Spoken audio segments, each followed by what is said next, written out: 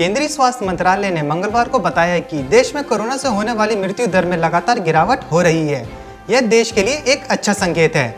उन्होंने बताया कि जून के दूसरे हफ्ते में मृत्यु दर 3.36% थी।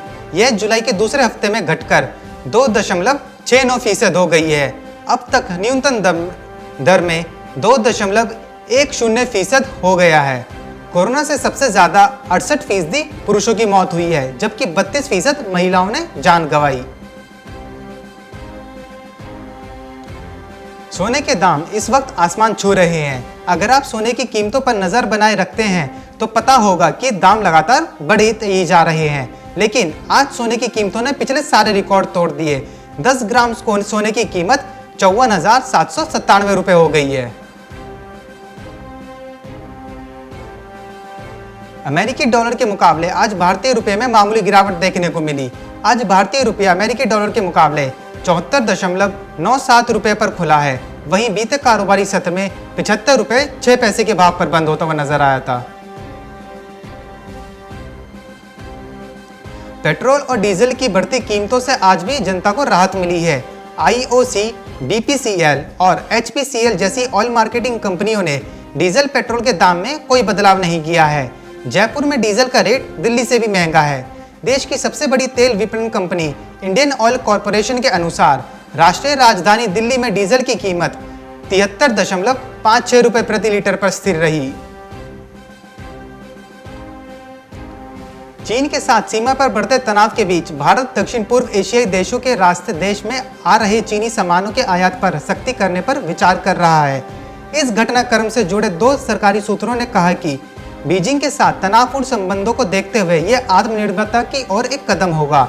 सरकारी अधिकारियों ने कहा कि चीनी सामान की रोक लगाने के लिए भारत सामानों की गुणवत्ता मानकों को बढ़ाने, आयातित सामान की लिमिट तय करने, डिक्लेरेशन मानदंडों को कड़ा करने और कई एशियाई देशों से आने वाले सामानों के लिए प्रवेश के बंदरगाहों पर अधिक बार जांच करने की योजना बना रहा है।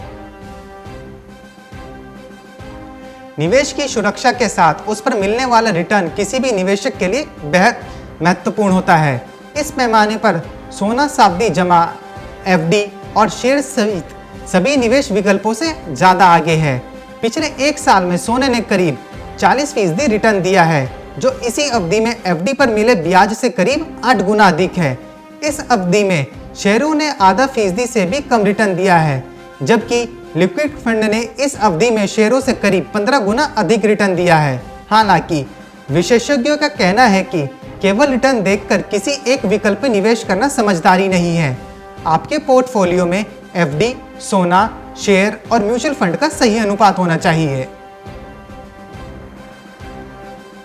देश का निर्यात जुलाई महीने में 1 साल पहले की समान अवधि के स्तर के करीब पहुंच गया है। वाणिज्य और उद्योग मंत्री पीयूष गोयल ने मंगलवार को ये बात कही। उन्होंने कहा कि विभिन्न संकेतक यह दर्शा रहे हैं कि देश में आर्थिक गतिविधियां सामान्य हो रही हैं। जुलाई महीने में देश का निर्यात 1 साल पहले की समान अवधि यानी जुलाई 2019 के स्तर के करीब 90% तक पहुंच गया है।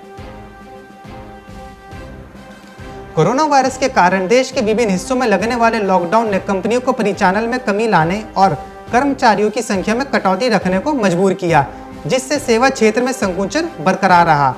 देश के सेवा क्षेत्र में जुलाई माह के दौरान भी गिरावट रही। बुधवार को जारी एक सर्वेक्षण में यह कहा गया है।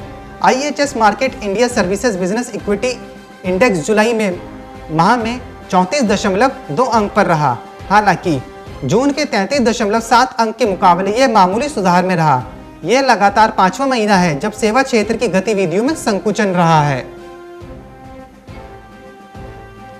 केंद्र सरकार आने वाले दिनों में फार्मा क्षेत्र के लिए चलाई जा रही उत्पादन आधारित इंसेंटिव स्कीम का दायरा बढ़ाने पर तेजी से काम कर रही है।